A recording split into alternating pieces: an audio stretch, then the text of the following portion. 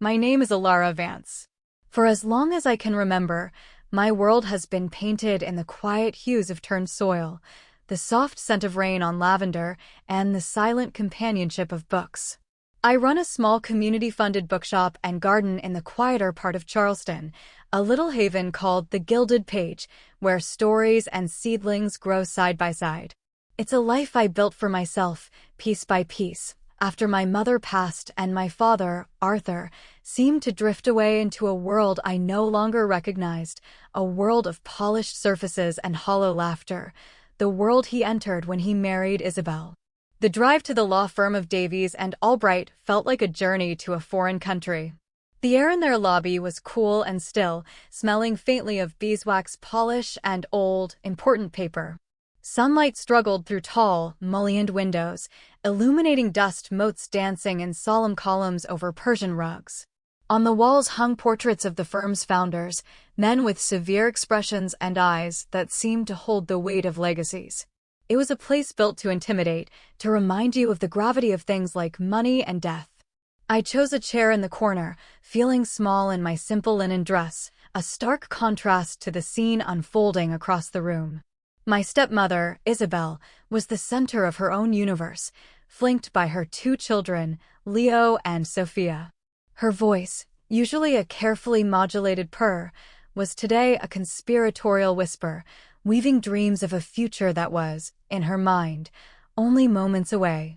"I've already spoken to the agent in Lake Como," Leo murmured, his eyes glued to the glossy screen of his tablet. "There's a villa lakeside with a private dock. It's a masterpiece of classic Italian architecture." He was 25, with my father's jawline but none of his quiet contemplation. His ambition was a sharp, restless thing.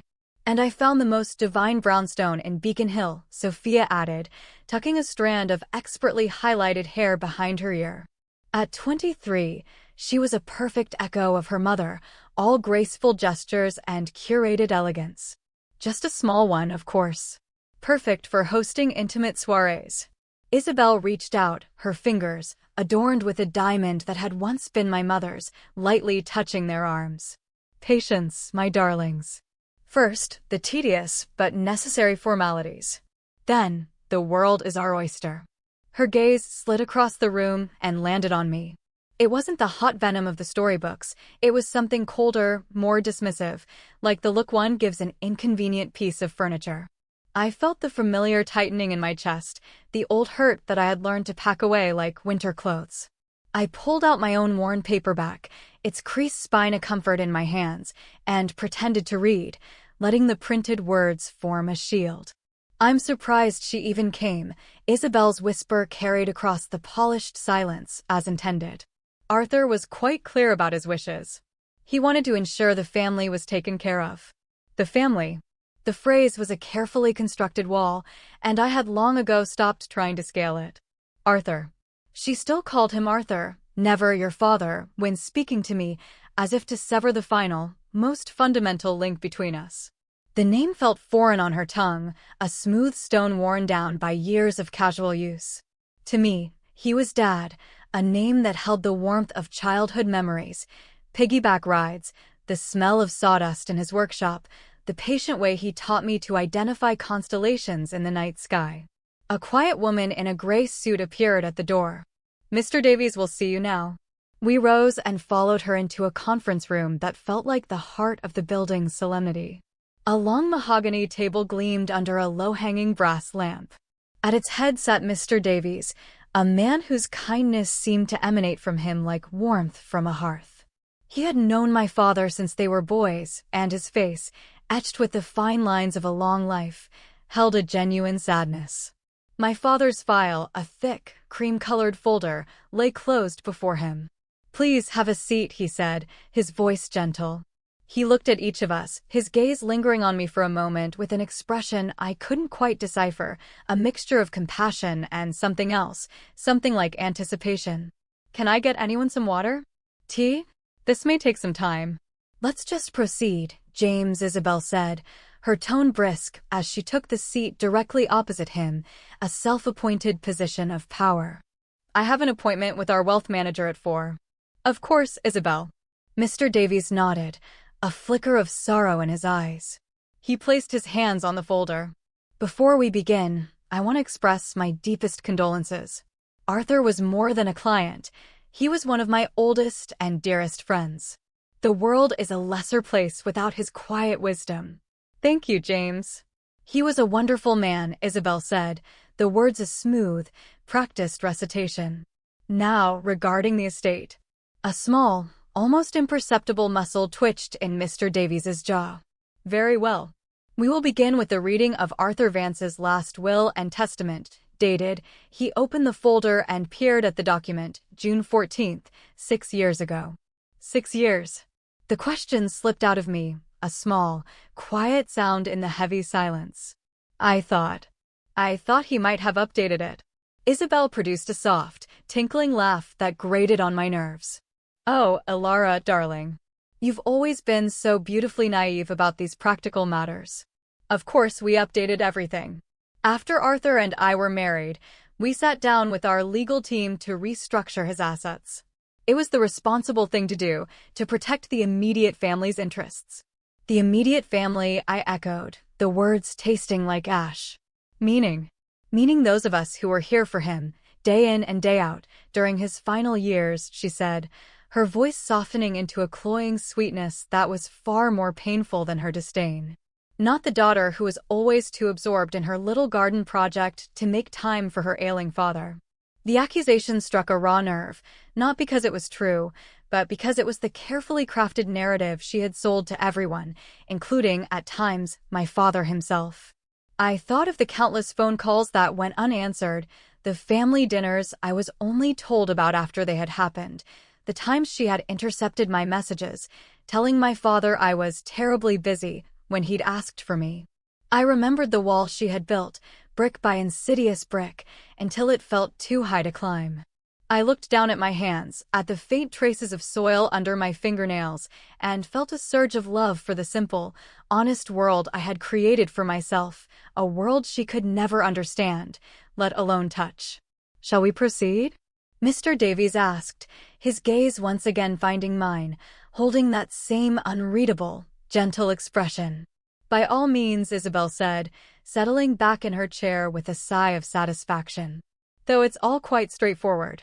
The estate, including the Briarwood property and all liquid assets, is to be divided among myself, Leo, and Sophia. A modest donation is to be made to the Charleston Historical Society, of course.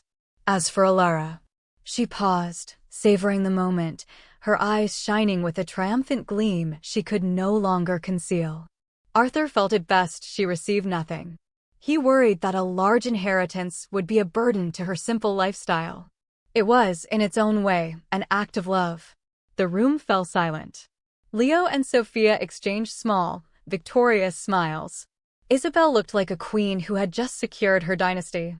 The pain that lanced through me was sharp and familiar, but underneath it, something else stirred, not anger, but a profound, weary resignation. This was the final brick in the wall. And then, a soft sound broke the tension. Mr. Davies was smiling. It wasn't a laugh, not a chuckle, but a gentle, sad smile that reached his eyes, crinkling the corners. He looked at Isabel with an expression of profound pity. I'm sorry, he said, his voice still soft. It's just. Arthur had a unique perspective on things. Isabel, are you familiar with the concept of an irrevocable trust? Isabel's composure wavered, a tiny crack in the flawless facade. Of course. It's a legal instrument for asset protection. That is one of its functions, yes, Mr. Davies agreed. And do you know when Arthur established the trust for his daughter? Daughter. Isabel's voice was sharp. He had only one. Her. Indeed. Mr. Davies reached under the table and pulled out a second folder, this one bound in dark blue leather and considerably thicker than the first. He laid it gently on the table. Arthur established the Willow Creek Legacy Trust 25 years ago, on Elara's 10th birthday, just after her mother, Eleanor, passed away. He funded it with the entirety of his initial inheritance and has been contributing to it steadily ever since. So what? Isabel's voice had lost its confident pitch. He would have dissolved it when we updated the will. He must have.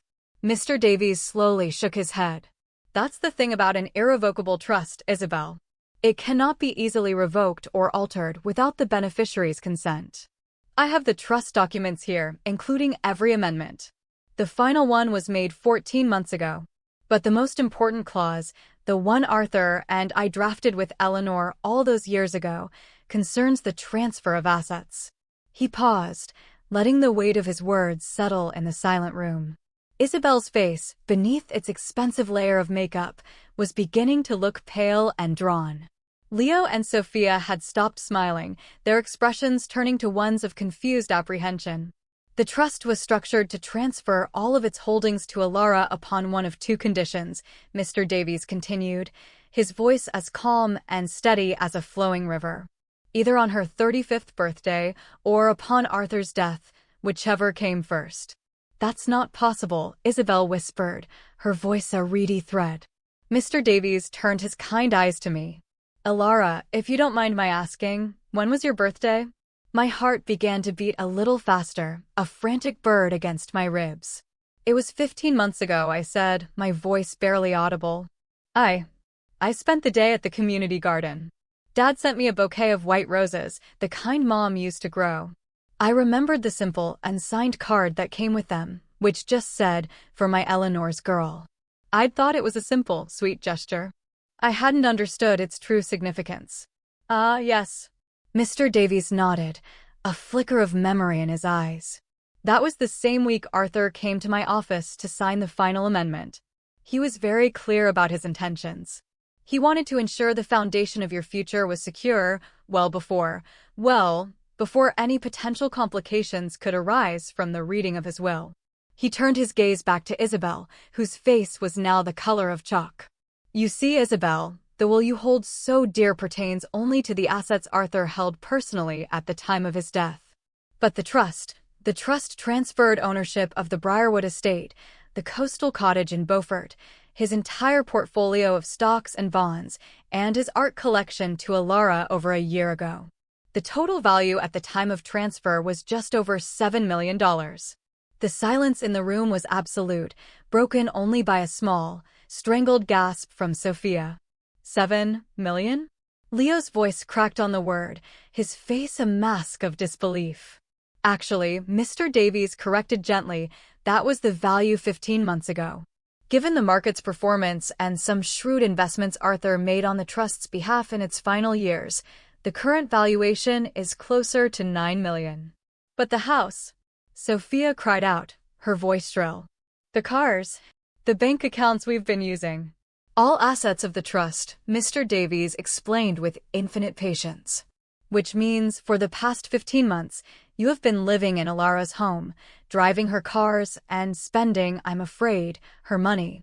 The weight of it all finally settled on me, a staggering, overwhelming realization.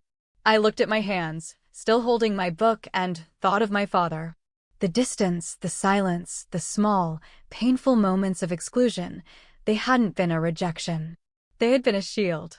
I finally found my voice, and when I spoke, it was clear and steady. Dad asked me to be patient, I said, looking not at Isabel, but at Mr. Davies. He told me that sometimes, the best way to protect something precious is to pretend it isn't there. He wanted to give Isabel a chance to show her true character, to see if her love for him was real, or if it was tied to what he could give her. This is outrageous. A trick. Isabel's voice rose, cracking with desperation. He was sick. He wasn't in his right mind. We'll contest this. I'm afraid you'll find that difficult, Mr. Davies said, pulling another document from the blue folder. Arthur underwent a full cognitive and psychological evaluation 13 months ago, at my insistence. He was certified by 3 independent specialists as being of exceptionally sound mind and judgment. One of them noted, and I quote, Mr. Vance possesses a clarity of purpose I find remarkable. He knew exactly what he was doing. But why? Leo asked, his voice filled with a genuine, wounded confusion that, for a moment, made him look like a lost little boy. Why would he do this to us? To Mom? I looked at him, and for the first time, felt a pang of something akin to pity. Because he saw everything, Leo, I said softly. He saw the credit cards you opened in his name for your business ventures. He saw the antique furniture you sold from the attic, Sophia, to fund your shopping trips. And he saw the way you isolated him, Isabel. The way you managed his appointments, his friendships, even his medication, until he was living in a world of your design. You have no proof of any of that, she spat, her composure shattering completely. I don't need any, I replied. Dad did. He hired a private investigator. The reports are all here. Mr. Davies patted the blue folder. He was especially interested in your first husband's sudden death, Isabel. The insurance payout was quite substantial, wasn't it? A thick, suffocating silence descended on the room. Isabel sank back into her chair as if her bones had dissolved. Now, Mr. Davies said, his voice regaining a formal tone as he turned back to the will. Let's conclude the formalities. The will itself is very simple.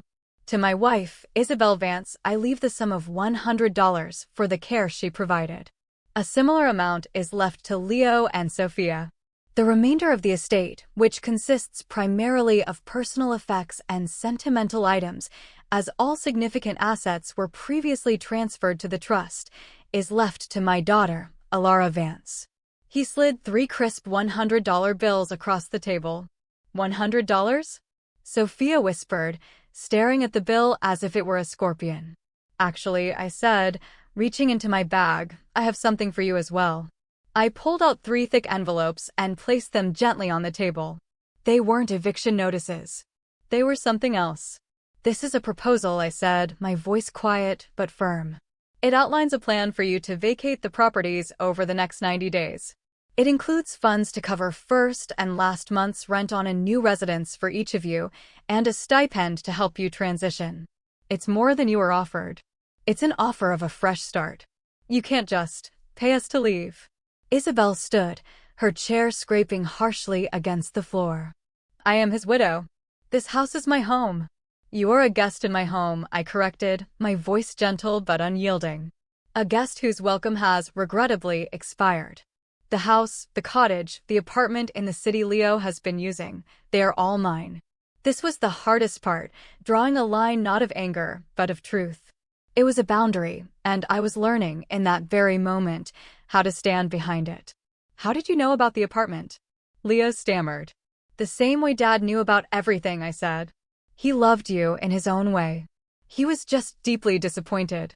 You were never as careful as you thought you were. Mr. Davies cleared his throat softly. There is one final item. A letter from Arthur. He asked that it be read after the will was settled. He handed me a sealed envelope. He wanted you to read it aloud, Alara. My hands trembled as I opened it. The familiar, elegant script of my father's handwriting swam before my eyes. My dearest Alara, if you are reading this, it means my long, quiet plan has come to fruition. And it means I am gone. I am sorry, my darling girl, for the silence and the distance of these past years. It was the hardest thing I have ever had to do, but I saw no other way to protect you, and to protect the legacy your mother, and I wanted to build for you. You were right to be wary when I remarried. Your instincts, like your mother's, have always been true. What I never told you is that my diagnosis came only a month after the wedding. I had hoped for a companion in my illness, but I soon realized I had found something else entirely. Forgive me for the deception, but I had to know the truth. Thank you for your patience. Thank you for your quiet strength. Thank you for building a life of meaning and beauty while I was tangled in a world of shadows. Thank you for letting them believe they had won while we were quietly securing your future. To Isabel, Leo, and Sophia, I leave not anger, but a profound sadness for what might have been. The investigators' reports will not be sent to any authorities. They are a record of a truth that is now in the past. My only hope is that you will use this opportunity to build lives of your own, based on something more substantial than expectation. Alara, my daughter, my light. You are everything your mother and I could ever have dreamed of. You are kind, you are patient, you are strong in the way that truly matters. This fortune is now yours. Use it to tend your gardens, to share your stories, to make the world a little brighter. But most importantly, use it to take care of yourself. Live a life full of joy and peace. You have earned it. All my love, Dad. P.S. Your mother's silver locket, the one with the tiny star sapphire, is in the secret compartment of my old writing desk. I put it there when Isabel started asking about it. It was always meant for you. By the time I finished, my voice thick with unshed tears, the fight had gone out of the room. Isabel was slumped in her chair, her face a ruin of its former perfection. Leo was staring at the table, his expression vacant. Sophia was crying silently, her tears leaving clean tracks through her makeup. Is there anything else? Isabel asked, her voice a hollow whisper. Just the proposals, I said softly. The choice of what to do next is yours. I stood and gathered my things.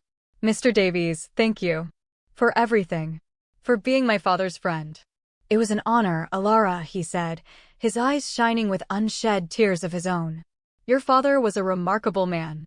This was an act not of revenge, but of profound, protective love. As I walked to the door, Isabel's voice, small and broken, called my name. Alara, wait. I was his wife. For 6 years. Surely that counts for something. I turned, my hand on the doorknob, and looked at her.